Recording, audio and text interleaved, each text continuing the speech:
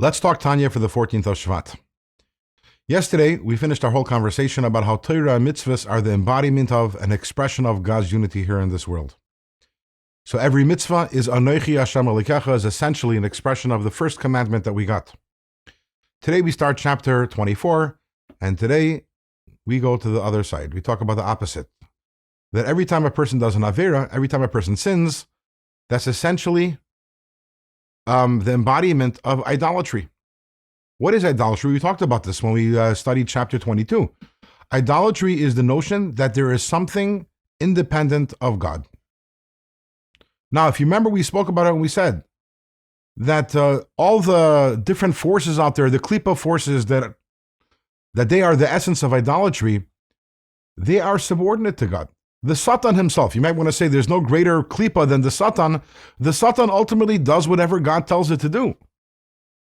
When a person sins, they're actually doing something God does not want them to do, which means not only is that like idolatry, because obviously when you're sinning, you're saying, hey, I am something separate from God because I can do something He's telling me not to do and I am doing it.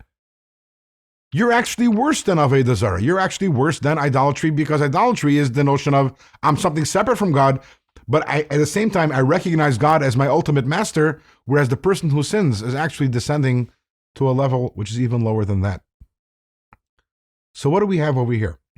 Every time a person studies Torah, every time a person does a mitzvah, that's an expression of the first commandment, Achdus Hashem, the unity of God. Every time a person does a sin, it's the opposite. That's an expression of the second commandment, which is idolatry. What we've done over here is we've actually reduced Judaism to a yes or no, an in or out. Yes, there are a lot of mitzvahs, there are a lot of commandments, and yes, there are a lot of prohibitions. But essentially, all the mitzvahs are one thing, and all the averos, all the sins are something else. Every time you do a mitzvah, you're saying, yes, I accept the unity of God, and I want to be a vehicle for God's unity. Every time you do an avera, that's a rejection of God's unity, and that is idolatry. Kind of simplifies Judaism, doesn't it?